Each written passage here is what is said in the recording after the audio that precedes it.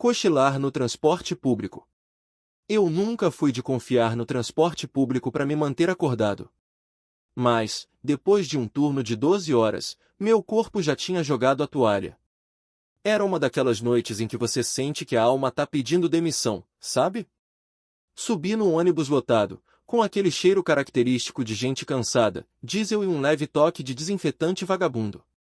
Milagrosamente, achei um lugarzinho perto da janela, com um assento meio rasgado, mas que parecia um trono comparado ao cansaço que eu estava sentindo.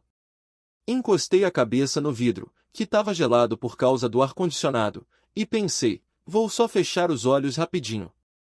Só 5 minutos, só para descansar a vista. Soiler, nunca é rapidinho. Isso é tipo a lei de Murphy dos cochilos. Você pisca, e de repente tá em outra dimensão. Acordei com um susto, o coração batendo como se eu tivesse corrido uma maratona. O ônibus estava escuro, parado, silencioso. Nada de barulho de motor, nada de conversas abafadas, nada de próxima parada, ponto tal. Só escuridão e um leve cheiro de óleo diesel que parecia impregnado em tudo. Olhei pela janela e vi nada. Só vultos de outros ônibus estacionados, como se eu tivesse sido abduzido para um cemitério de veículos. Meu celular? 3% de bateria, é claro, porque o universo adora uma piada. Tentei me situar, mas minha cabeça estava tão grogue que eu mal lembrava meu próprio nome.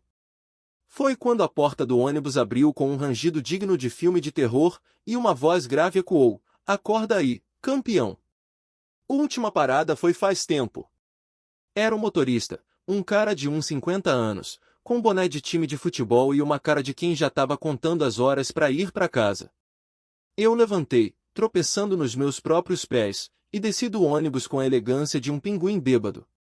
Quando pisei no chão, percebi a gravidade da situação. Eu estava no depósito da empresa de ônibus, um lugar que parecia o fim do mundo.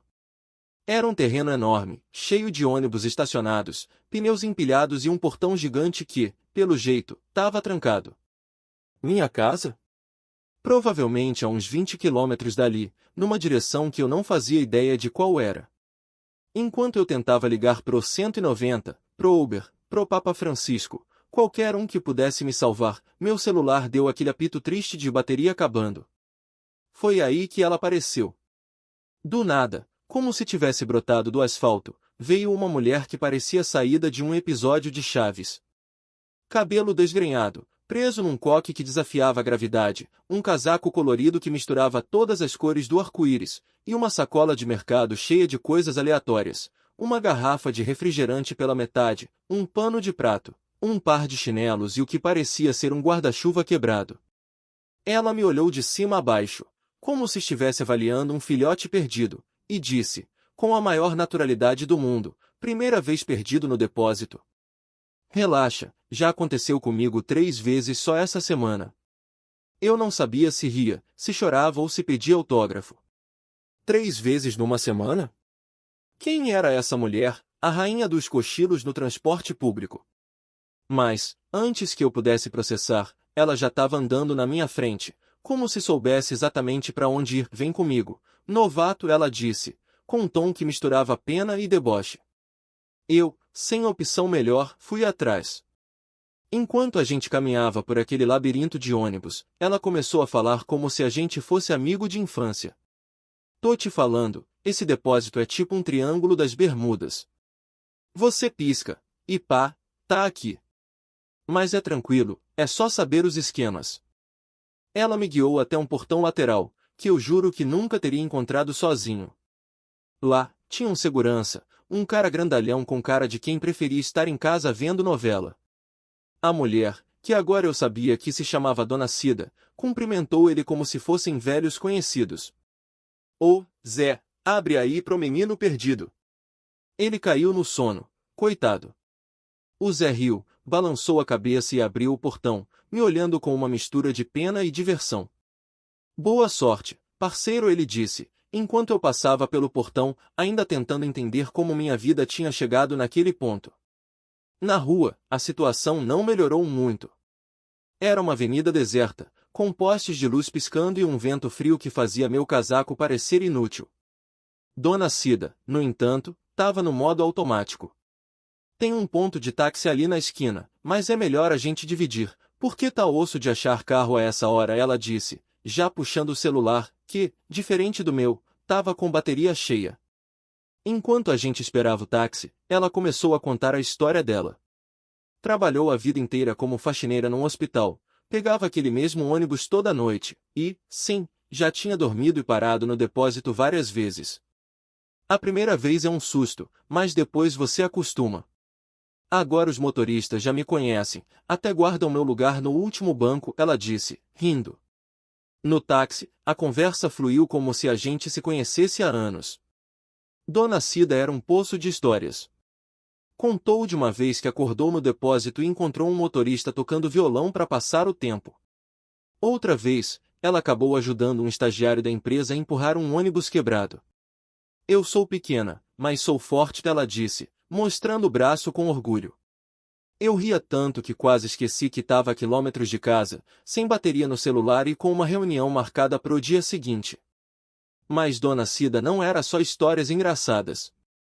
No meio do papo, ela começou a falar sobre os turnos longos no hospital, as noites que virava sem dormir, e como o cansaço às vezes fazia ela se sentir invisível.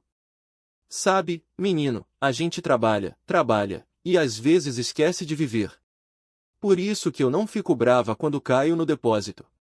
Pelo menos é uma aventura, né? Aquilo me pegou desprevenido.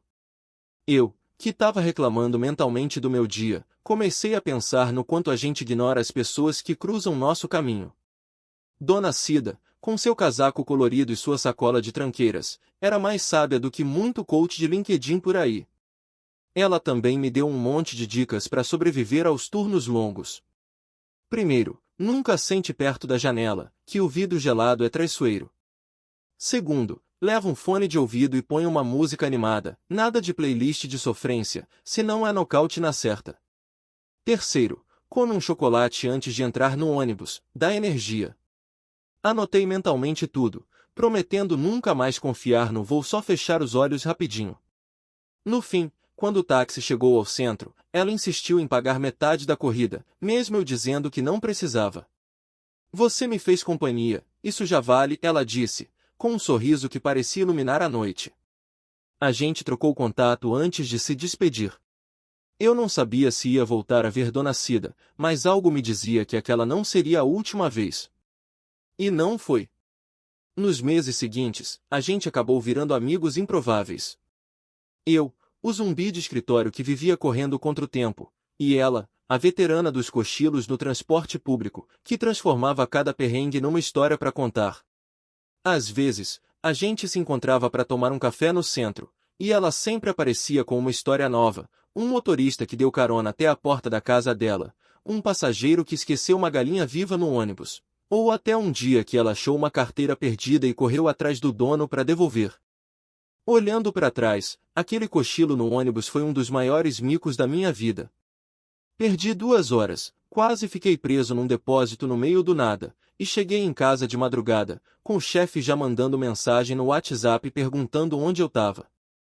Mas, no meio de todo o caos, ganhei uma amiga e uma lição que carrego até hoje: a vida tem um jeito engraçado de te ensinar coisas nos momentos mais improváveis. Moral da história? Nunca subestime o poder de um cochilo no transporte público. Ele pode te levar para o fim do mundo, ou te apresentar alguém que faz o perrengue valer a pena. E, claro, sempre carregue um chocolate na mochila. Palavra de Dona Cida.